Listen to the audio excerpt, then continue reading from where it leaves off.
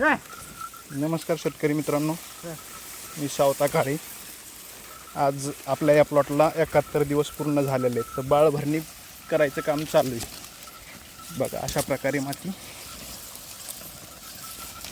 लागत आहे. सिंगल पाळी घातली होती. एक पाळी घातल्यामुळे ह्या आवताला बॅलन्स करायला एक जण माणूस मागं लागतोय.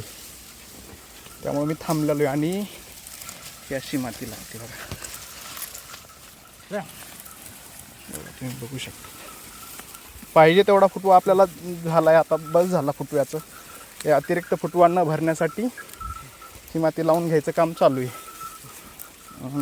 तुम्ही बघू शकतात की हे बघा आता इथं सिंगल पाळी घातली होती 95व्या दिवशी आणि आज माती लावायचं काम करतोय.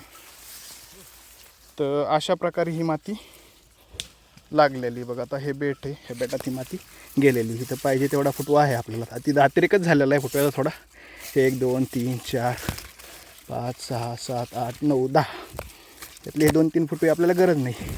हे नंतर विरळणी ज्यावेळेस करू आपण त्यावेळेस हे फुटवे काढायचा काम करून घेणार आहे.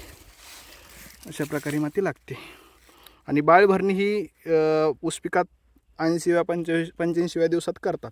पण प्लॉटची कंडिशन पाहून, फुटव्याची कंडिशन पाहून लवकर जरी केली तर काही प्रॉब्लेम येत नाही. ज्याला फुटव्याचं नियोजन करायचं आहे त्याने बाळभरणी करणं गरजेचं आहे.